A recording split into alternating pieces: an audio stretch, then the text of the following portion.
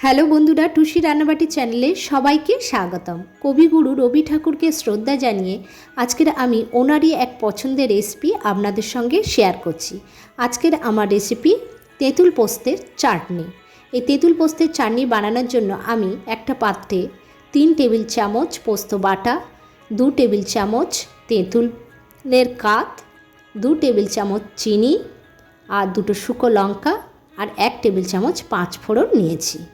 এখানে একটা কড়াই আগে থেকে আমি গরম করতে দিয়েছিলাম, তার উপরে 1 টেবিল চামচ সর্ষের তেল দিয়ে দিলাম, 2টো শুকনো লঙ্কা দিয়ে দিলাম আর হাফ টেবিল চামচ 5 ফোড়ন দিয়ে দিলাম। এখানে আগে থেকে বেটে রাখা পোস্তটা আমি দিয়ে দিলাম।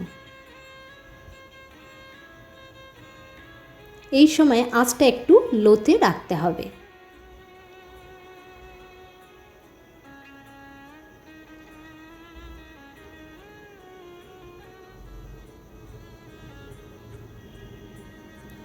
এখানে 1/4 চামচ আমি হলুদ বাটা দিয়ে দিলাম, হাফ টেবিল চামচ লবণ দিয়ে দিলাম।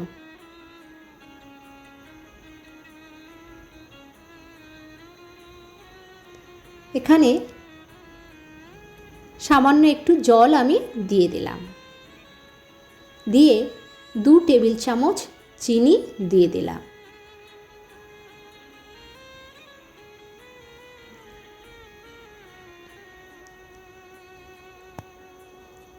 আগে থেকে যে আমি তেঁতুলের কাতটা তৈরি করে রেখেছিলাম সেই তেঁতুলের কাতটা দিয়ে দিলাম।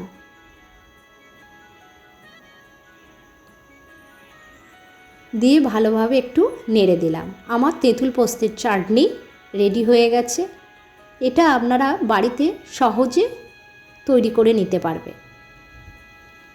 ভিডিওটা ভালো লাগলে একটা লাইক এবং সাবস্ক্রাইব করে দেবেন।